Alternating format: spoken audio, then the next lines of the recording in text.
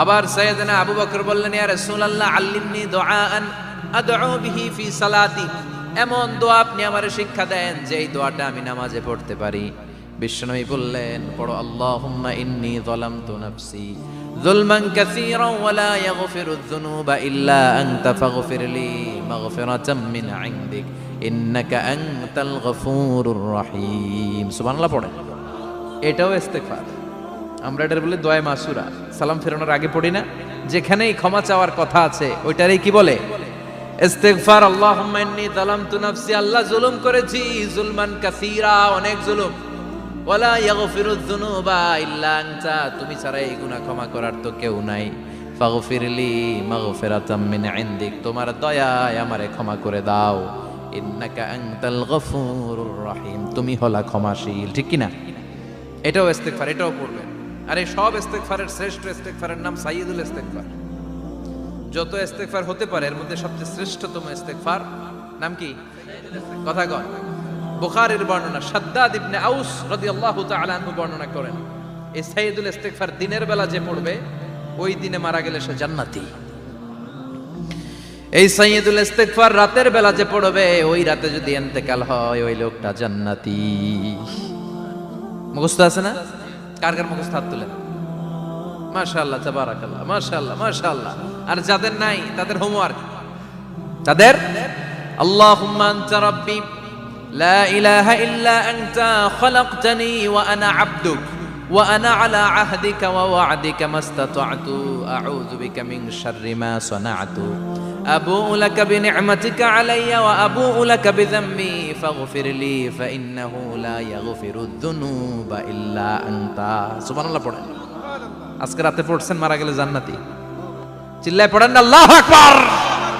এজন্য বিশ্বনবী বলেন, আমার আগের গুনাহ মাফ, পরের গুনাহ মাফ, তারপরেও প্রতিদিন আমি 70 বার তওবা ইস্তেগফার পড়ি। আজকে থেকে পড়তে রাজি আছেন তো? বেশি বেশি ইস্তেগফার পড়া যাবে না? একটু প্রাণ খুলে দিল খুলে আওয়াজ করে পড়েন তো আস্তাগফিরুল্লাহ। আর জোরে পড়েন আস্তাগফিরুল্লাহ। আবার সবাই পড়েন আস্তাগফিরুল্লাহ। সব সময় তওবা ইস্তেগফার যারা পড়ে তাদেরকে পছন্দ করে কে?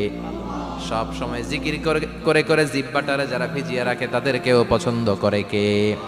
আল্লাহ বলেন, ওয়াজকুর রাব্বাকা ফি নাফসিকা তাদাররুআন ওয়া খীফাতান ওয়া দুনাল জাহরি মিনাল কওলি বিল গুদুবি ওয়াল আসাল ওয়া লা তাকুম মিনাল গাফিলিন। সুবহানাল্লাহ পড়ে।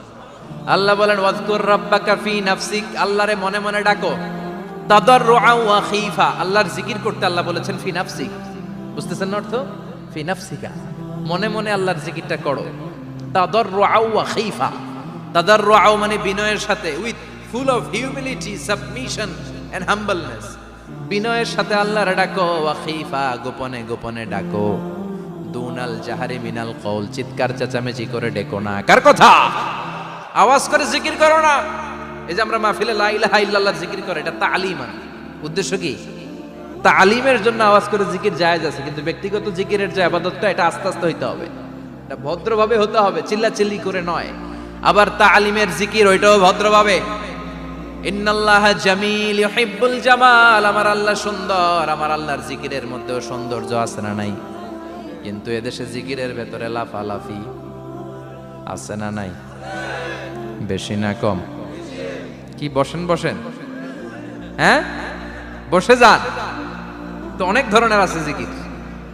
হ্যাঁ বসেন বসেন, বসে যান। হ্যাঁ হাইবার আলী, এটা কি আবার জালালি? তো এই যে ইন্নাল্লাহা জামিল ইউহিব্বুল জামাল, আমার আল্লাহ সুন্দর, আমার আল্লাহর জিকিরের মধ্যেও সৌন্দর্য আছে না নাই? তালিমের উদ্দেশ্যে সবাই মিলে জিকির করা যায়, কিন্তু চিল্লাফাল্লা করা যাবে না, লাফালাফি করা যাবে না, মাথা ডানে বায়ে ঝোলানো যাবে না। ঠিক কি না? কিন্তু লাফালাফির জিকির আছে না নাই? লাফাইতে লাফাইতে, হ্যাঁ গাছের আগায় বাঁশের আগায়। আবার যিনি জিকির পরিচালনা করে ওনার কান্দে